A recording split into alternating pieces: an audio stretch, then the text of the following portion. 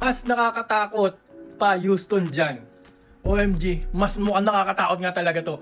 Kahapon, no, nag-comment ako about sa bagong line-up, bagong roster ng Dallas Mavericks na nakakatakot talaga. Lalo na pag healthy, maraming question mark pa naman talaga sa Dallas, no? Kung mag-i-stay healthy, ganyan, no? Si Cooper Flag ba?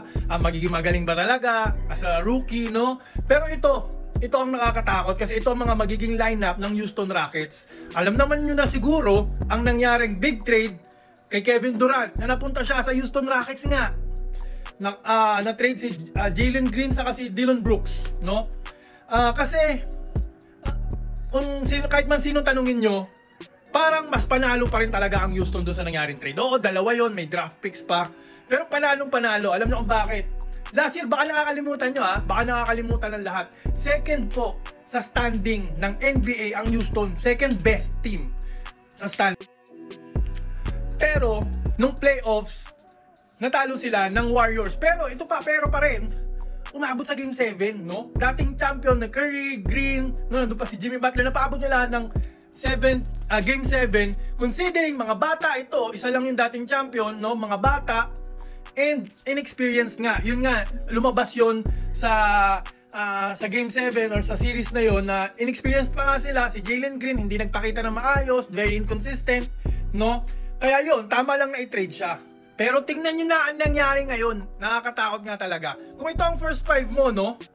Grabe. Kilala sila sa defense din, By the way, ang Houston kilala sa defense. Baka isipin nyo, Kevin Durant ang pinalit kay Dillon Brooks, baka may butas na sa defense sila. No! Guys, magaling sa defense pa rin si Durant. Masyado lang na-overshadow niya, masyado lang nakakalimutan natin yung defense niya dahil sobrang galing niya offensively. Then, mga defensive player, Eaton, no? Mga great rebounder, Adam, ito si Finney Smith galing sa Lakers, binababad yan doon. Magaling na 3-point shooter. Yung bench niya nakakatakot, dating champion. Ito mag-i-improve. I-consider nyo na mag-i-improve pa itong mga batang to. Sengun, parang magiging Jokic din to soon, no? Bata pa yan. Jabari Smith, bata pa, mag-i-improve pa. May napakagaling na mga centers. And ito pa, kakalabas pa lang, no? Si Clint Capela po, na-trade din, napunta rin dito. So ano na sa tingin nyo ngayon? Sino na ba ang may malakas na team ngayon? OKC pa ba? Sa ganitong team, sa tingin nyo OKC pa? Kasi na Houston sa tingin ko, nako, baka umabot to ng finals. Ano ba sa tingin nyo? Pa-comment nga.